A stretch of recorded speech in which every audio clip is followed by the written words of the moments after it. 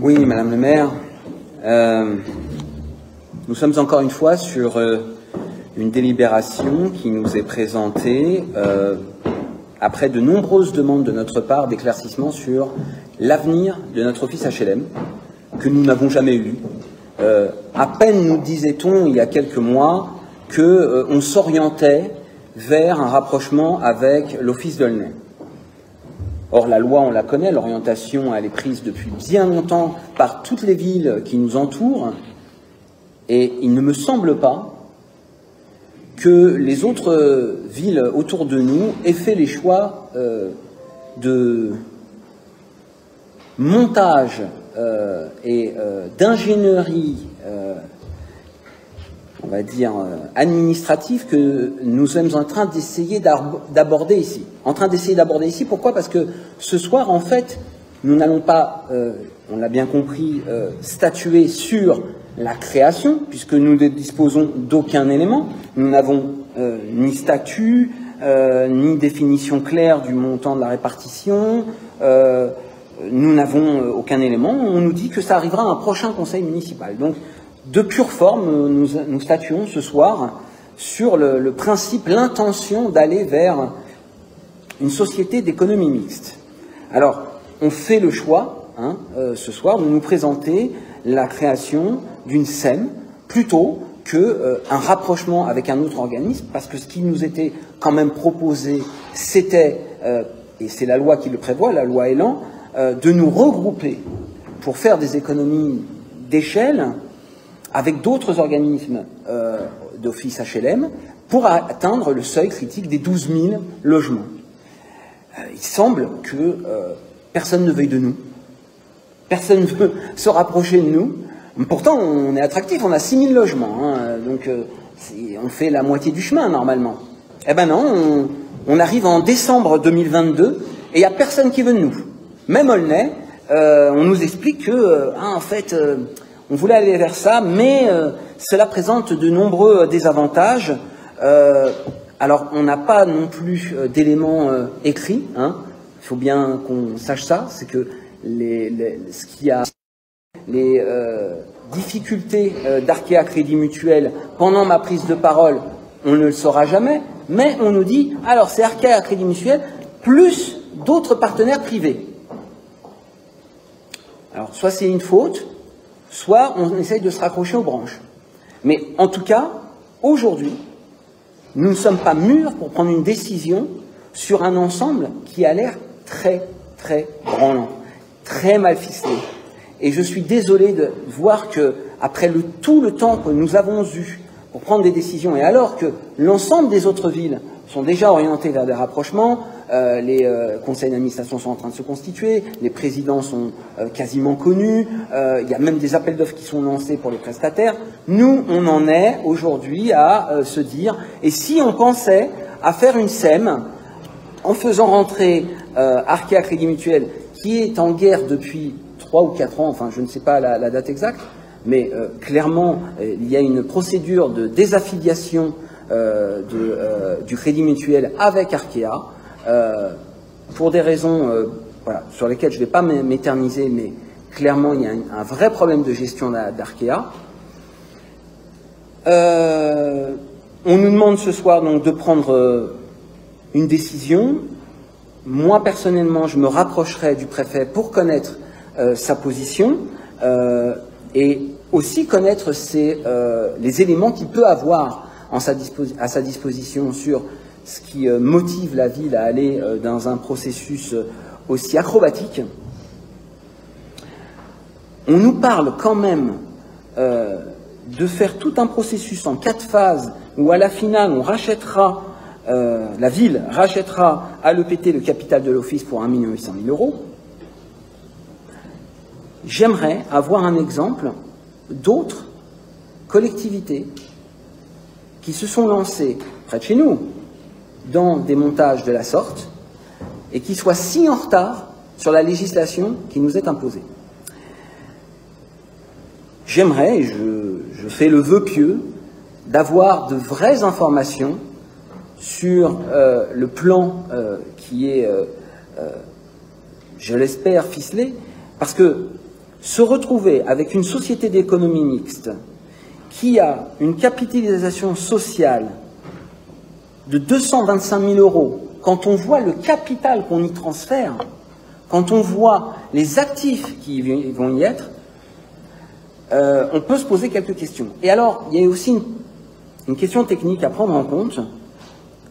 Si demain, nous devions aller vers une finalisation de ce projet, et que dans ce patrimoine, nous voulions aller vers une délégation de service public, qui est bien sûr quelque chose que nous ne portons pas, nous, et nous ne soutenons pas comme procédure, mais il semble que la ville ait enclenché la première avec une délégation de service public pour le mobilier urbain qui s'est votée la dernière fois et qui fait appel à un contentieux de notre part. Mais si on devait procéder à des nouveaux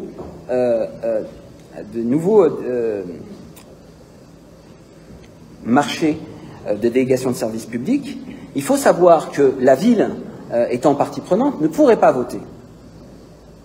Elle ne pourrait pas voter, et donc les acteurs publics, en l'état de ce qu'est la répartition, se trouveraient minoritaires. Et qui déciderait? Les acteurs privés. Alors que tout le capital est public. Quel est l'argent amené par les organismes privés dans cette affaire? Quel est le soutien? Quelle est la structure et l'historique des partenaires que nous amenons là? On ne connaît pas. La motivation des acteurs qui sont arrivés, à part être des chevaliers blancs, chevalier blanc en finance, c'est que quand vous avez trouvé personne pour vous protéger, quand vous êtes dans la panade, vous trouvez un ami qui fait office et qui vient là pour vous aider, pour essayer de combler le vide intersidéral que vous avez dans votre projet. Et c'est quand même là où on en est aujourd'hui.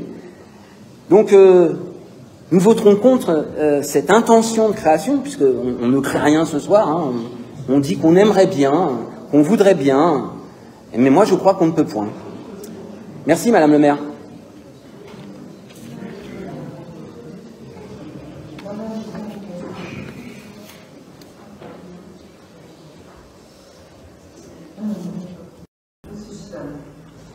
Oui, Madame le maire, on débat ici d'une question extrêmement importante, et je m'aperçois qu'à chaque fois que Monsieur Lagarde est à bout d'arguments, il choisit l'insulte.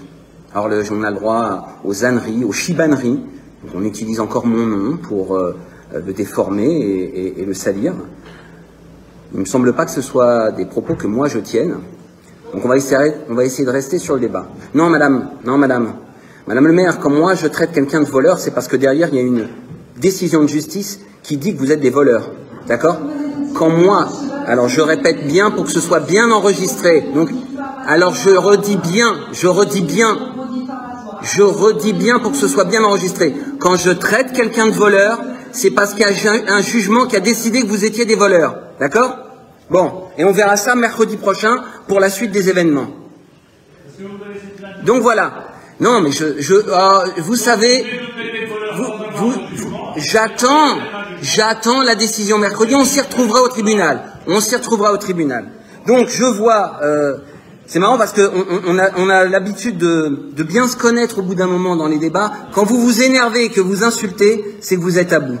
Vous êtes à bout d'argumentaire. Vous nous dites, derrière, c'est risible. On a un office rénové, en excellente situation financière. On est, mais alors, 4 classes d'étoiles sur l'épaulette. Mais, je suis désolé, la situation c'est qu'on se retrouve en décembre 2022, au bout du bout des procédures de rapprochement d'office, avec une situation dans le vent. On va peut-être avoir l'autorisation de créer une SEM avec un acteur privé brinque-ballant et avec...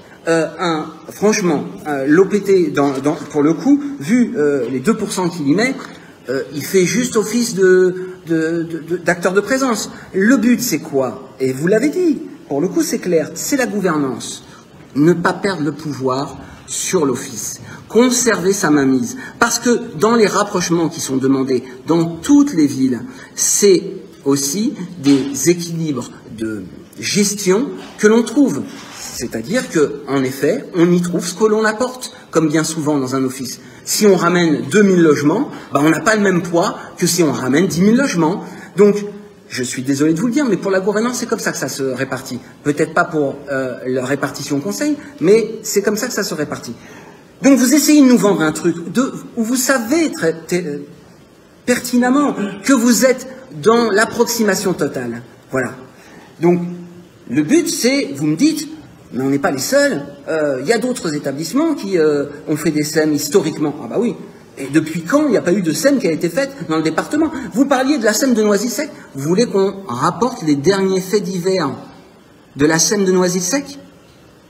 Il y a des gens, pour des détournements de fonds publics, qui se sont fait tirer dessus. D'accord? Les décisions sont encore en train d'être prises.